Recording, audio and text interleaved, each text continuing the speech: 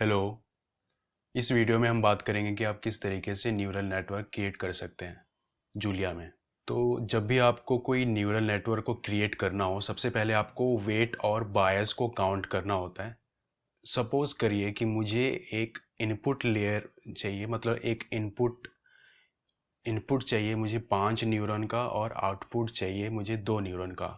तो जो आउटपुट है, आप इस तरीके से कोई भी क्लासिफिकेशन प्रॉब्लम ले सकते हो, जैसे कि मुझे क्लासिफाई करना है कैट और डॉग के बीच, या फिर मुझे कोई डिसीजन लेना है यस और नो। कुछ बहुत सारे आपको एग्जांपल मिल जाएंगे रियल लाइफ में।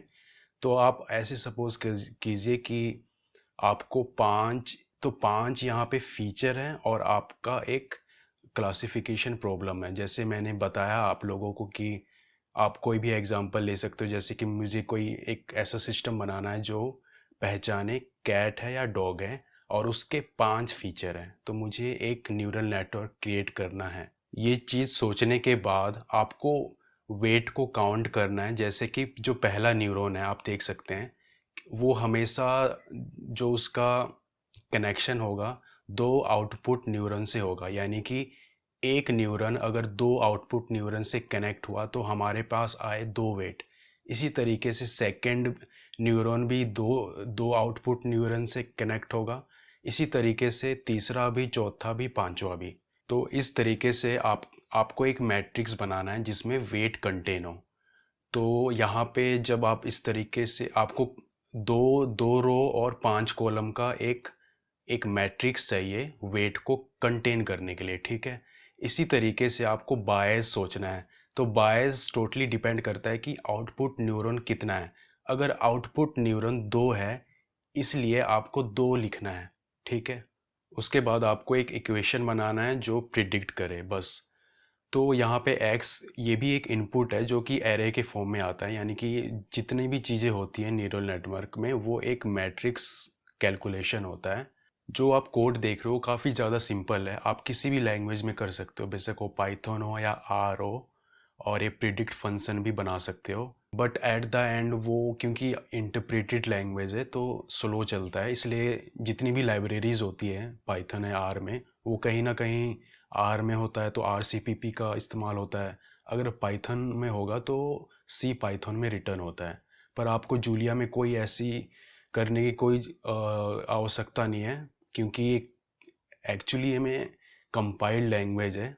ये सी के बराबर फास्ट चलता है। और आप देख पा रहे हैं कि मैं सिर्फ आर और पाइथन की तरह ही कोड कर रहा हूँ, पर इसका जो स्पीड होगा बिल्कुल सी की तरह होगा। आपने इतना कर लिया, इसी को ही हम कहते हैं फर्स्ट लेयर। आपने फर्स्ट लेयर पूरा बना दिया इनपुट और आउटपुट का। इसी तरीके से सपोज करिए कि आपको बहुत सारे लेयर बनाने हैं। जो बीच में आपको एक न्यूरॉन दिख रहा है, इसको हम कहते हैं हिडन लेयर। आप इस चीज़ को बनाने के लिए भी कुछ इस तरीके से लेयर 1 का इस्तेमाल कर सकते हैं, क्योंकि मैंने यहाँ पे वेरिएबल लिया है वेट 1 और बी 1, ठीक है। और यहाँ पे मैं लेयर 1 बना रहा हूँ और लेयर 2 बना रहा हूँ, अलग अलग। और प्रिडिक्ट फंक्शन है। अब सपोज करिए कि आपका जो डाटा सेट है काफ़ी बड़ा है और आपको बहुत सारे न्यूरॉन, क्योंकि जितना ज़्यादा न्यूरॉन होगा उतना अच्छे से न्यूरल नेटवर्क काम करता है, ठीक है। तो अगर आपको बहुत सारे, सपोज करिए 10 लेयर बनाने हो, तो आपको हर बार ज़्यादा कोड लिखना पड़ेगा। तो इस चीज़ का शॉर्टकट है। आप एक काम ये कर सकते हो कि आप एक फंक्शन बना सकते हो जो जो कि लेयर को क्रिएट करे। आपको सिर्फ एक एक लाइन लिखना है और अपने आप लेयर क्रिएट हो जाएगा। ये एक तरीका है फंक्शन की हेल्प से। दूसरा तरीका है आप स्ट्रक्ट और ऑब्जेक्ट ओरिएंटेड प्रोग्रामिंग कर सकते हैं। क्लासेस की हेल्प से आप लेयर्स बना सकते हो। अगर आप पहला वाला तरीका अपनाओगे, फंक्शन का तरीका लोगे, तो आपको एक अलग से सिग्मोइड फंक्शन भी बनाना पड़ेगा। सिग्मोइड मतलब जब आप जो, क्योंकि अगर आपको कोई क्लासिफिकेशन टास्क करना है तो आपको एक एक्टिवेशन फंक्शन देना पड़ेगा। जैसे जो भी हमने मल्टीप्लाई किया है W × X + B, ये जो है हमारा एक रिग्रेशन, एक लीनियर लीनियर कैलकुलेशन है।